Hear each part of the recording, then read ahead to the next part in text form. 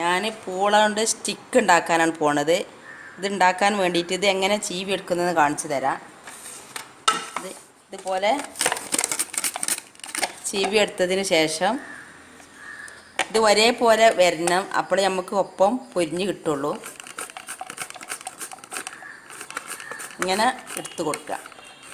ഇത് കൈകൊന്നും ചെയ്യരുത്. ഇതിലേക്ക് വെള്ളം ഒഴിക്കേണ്ട ആവശ്യമില്ല. ഇതിങ്ങനെ നമുക്ക് ഇതിലേക്ക് ഇട്ട് കൊടുക്കാം. എന്നിട്ട് അതിലേക്ക് വേണ്ടത് ഉപ്പ് നിങ്ങൾക്ക് ആവശ്യത്തിനനുസരിച്ച് ഇട്ട് കൊടുക്കുക. നമ്മളൊരു പാത്രത്തിലേക്ക് ഒഴിക്കുക. ഇത് മിക്സ് ചെയ്യാനുള്ള പാത്രത്തിലേക്ക് ഒഴിച്ച് കൊടുക്കുക. ഇത് വലിയ ജീരകമാണ്. വലിയ ജീരകം ജസ്റ്റ് പൊടിച്ചതാണ്. അത് 1 ടീസ്പൂണാണ് ഇട്ട് കൊടുക്കുന്നത്. പച്ചമുളക് നിങ്ങളെ എരിവിനനുസരിച്ച് ഇട്ട് കൊടുക്കുക.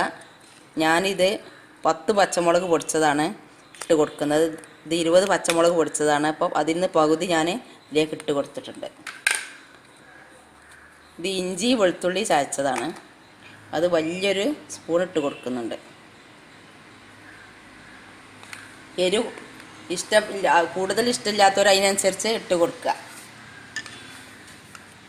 ഇത് അരിപ്പൊടിയാണ്. ഇത് കൂടുതൽ കുഴഞ്ഞു പോവാതിരിക്കാൻ വേണ്ടിയിട്ടാണ് 1 സ്പൂൺ അരിപ്പൊടി ഇട്ട് കൊടുക്കുക. ഇത് മൈദപ്പൊടി. ഇനി നമുക്ക് മൈദപ്പൊടി അരിപ്പൊടി ഇട്ട് കൊടുക്കുക. ഇനി നമ്മളിത് മിക്സ് ചെയ്യുമ്പോൾ ഇതിൽ വെള്ളം നമ്മൾ ഒഴിച്ചിട്ടില്ല.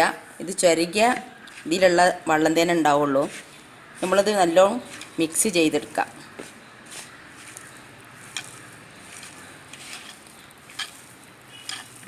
വെള്ളം ഒഴിച്ചു കൊടുക്കേണ്ട ആവശ്യം വരുന്നില്ല.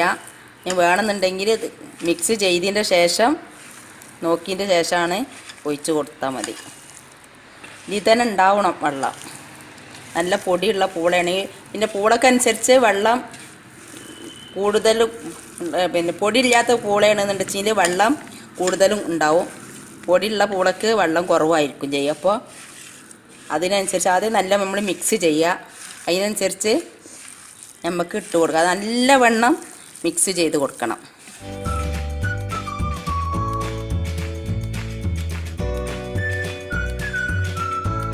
ഇങ്ങനെ പിടിക്കാൻ പറ്റുന്ന പരുവത്തിലാണ് വേണ്ടത്. നമുക്ക് മൈദപ്പൊടി കുറച്ചും കൂടി മൈദപ്പൊടി ഇട്ട് കൊടുക്കുക. ഇതിന് അളവില്ല, മൈദക്ക് അളവില്ല. നമ്മൾ ഇതിനനുസരിച്ച് ഇട്ട് കൊടുക്കലാണ്. ഉപ്പ് ഇട്ട് കൊടുക്കുന്നുണ്ട്. ഇപ്പോൾ ഉപ്പ് നിങ്ങൾക്ക് നോക്കിയിട്ട് അതിനനുസരിച്ച് ഇട്ട് കൊടുത്താൽ മതി.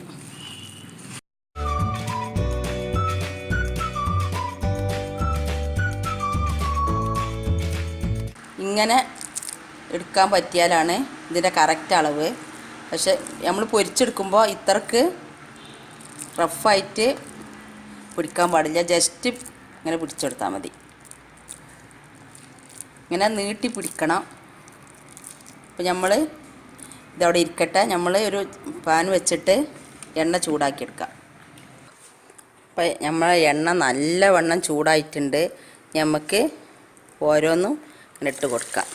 ജസ്റ്റ് പിടിച്ചാൽ മതി. അധികം മുറുക്കി പിടിക്കേണ്ട ആവശ്യമില്ല. അപ്പം അങ്ങനെ കംപ്ലീറ്റും ഇതിങ്ങനെ ഇട്ട് കൊടുക്കുക. എല്ലാവരും ഇതുണ്ടാക്കി നോക്കാൻ ശ്രമിക്കണം. നല്ല ടേസ്റ്റായിട്ടുണ്ട്. ഇത് പെട്ടെന്ന് ഉണ്ടാക്കിയെടുക്കാനും പറ്റും. ഇത് അരിയേണ്ട ഒരൊറ്റ ബുദ്ധിമുട്ടേ ഉള്ളൂ. അത് ഒരേ അളവിലാവാൻ വേണ്ടിയിട്ടാണ്.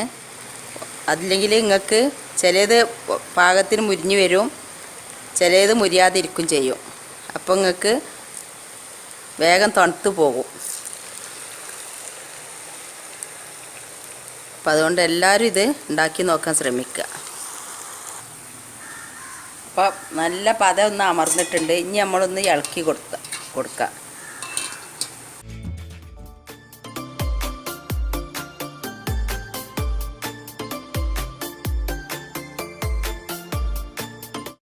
എല്ലാം നമുക്ക് ഒന്ന് മറിച്ചിട്ട് കൊടുക്കാം.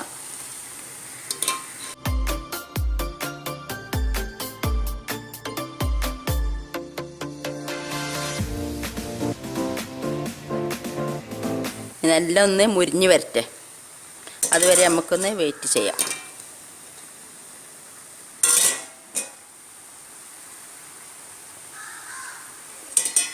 നല്ലവണ്ണം മുരിയുമ്പോൾ ഇതെല്ലാം നല്ല പതെല്ലാം അമർന്ന് നല്ല ക്ലിയർ ആയാൽ നമുക്കിത് റെഡി ആയിക്കണമെന്ന് അറിയാൻ പറ്റും. അപ്പോൾ ഇതെല്ലാം ഒന്ന് മുരിച്ചലൊക്കെ അമരണം. അപ്പോഴത് നമുക്കിത് ക്ലിയർ ആയി കിട്ടുള്ളൂ. ഇടയ്ക്കിടയ്ക്ക് ഇങ്ങനെ ഇളക്കിക്കൊണ്ട് ഇപ്പോൾ നമ്മളെല്ലാം ഒന്ന് മറിച്ചിട്ട് കൊടുത്തിട്ടുണ്ട്. ഇനി അങ്ങനെ മുരിഞ്ഞ് വരട്ടെ. ഇപ്പോൾ നമ്മളെ പതൊക്കെ നല്ലോണം അമർന്നിട്ടുണ്ട്. ഇപ്പോൾ നല്ലത് വെന്ത് കറക്റ്റായിട്ടുണ്ട്. ഇതെല്ലാവരും ഉണ്ടാക്കി നോക്കാൻ ശ്രമിക്കുക. സബ്സ്ക്രൈബ് ചെയ്യാനും ലൈക്ക് ചെയ്യാനും മറക്കരുത്. താങ്ക്സ്. അപ്പോൾ ഇതെല്ലാം ഒന്ന് കോരി എടുത്തിട്ട് വരാം. നല്ല ടേസ്റ്റായിട്ടുള്ള ഒരു ഐറ്റമാണിത്.